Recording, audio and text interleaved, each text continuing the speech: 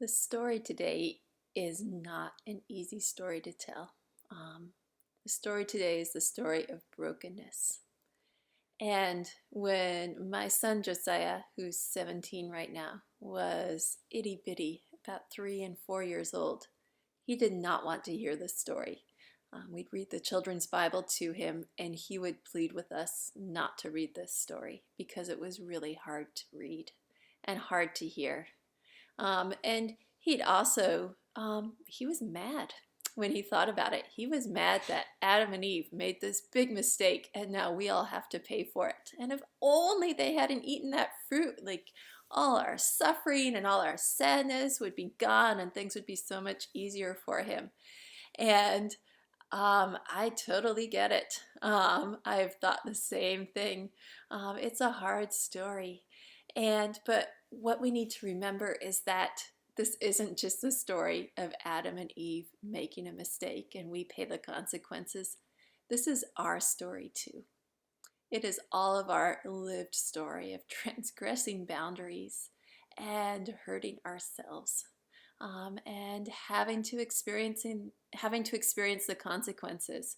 We feel this story in our bones, and our kids feel it in their bones too, even little Josiah at 3 years old. So this story starts in the garden where Adam and Eve are living full and joyful and free lives.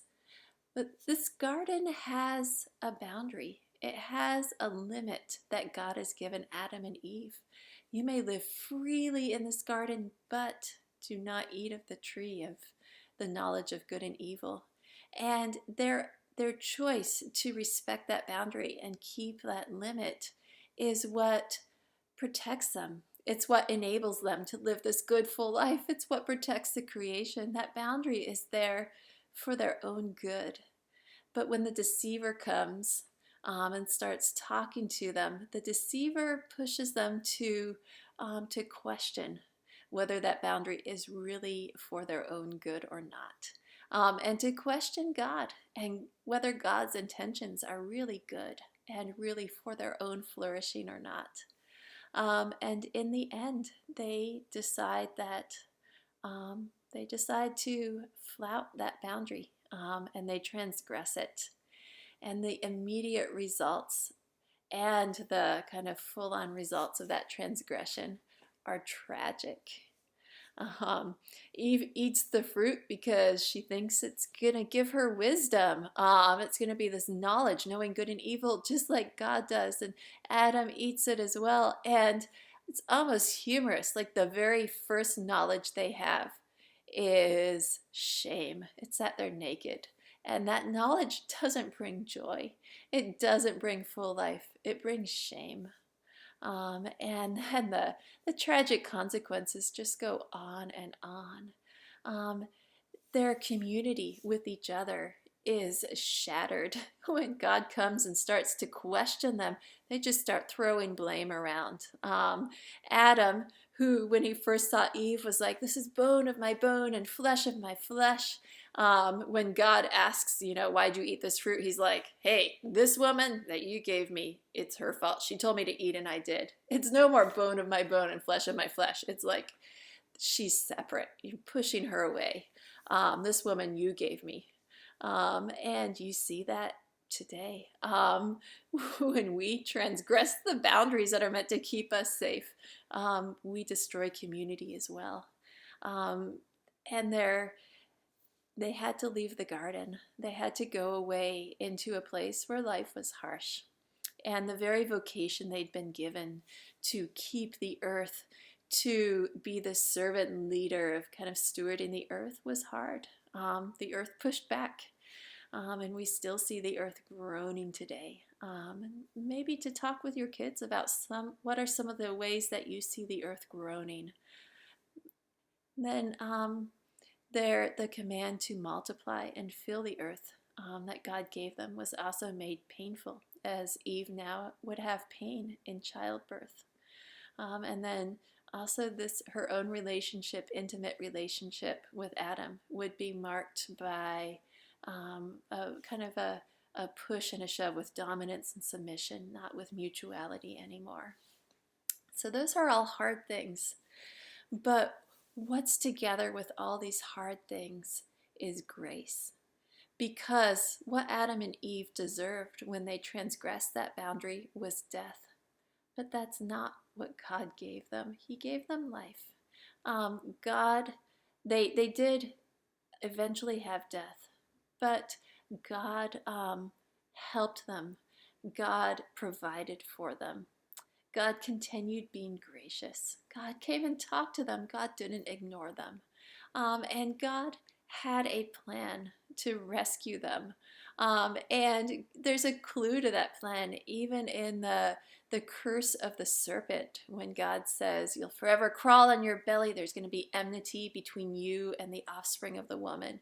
And you will strike his heel and he will crush your head." So that sometime in the future, the offspring of Adam and Eve, like the serpent would be able to do some sort of harm to them, strike their heel. But the harm that they would do to the serpent of crushing his head would be ultimate. So there's that promise in there that even though the struggle between the deceiver and us is going to go on, there is something coming at the end, some sort of reversal, some sort of redemption. And God does not abandon his creation. He does not abandon us. And so the rest of the story from now until Christmas is going to be looking at promises of this rescue to come and this rescuer to come, and also looking at ways that God continues to be involved with creation and help God's people until the time comes when God comes to be with God's people.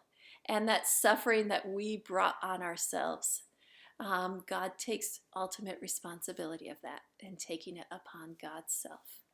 So we're going to start to look ahead to that now.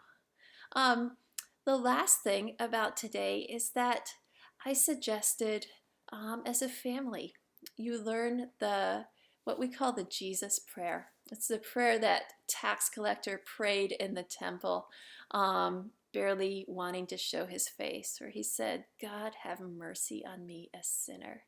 And I think that is a proper response to this story of brokenness brought on by ourselves.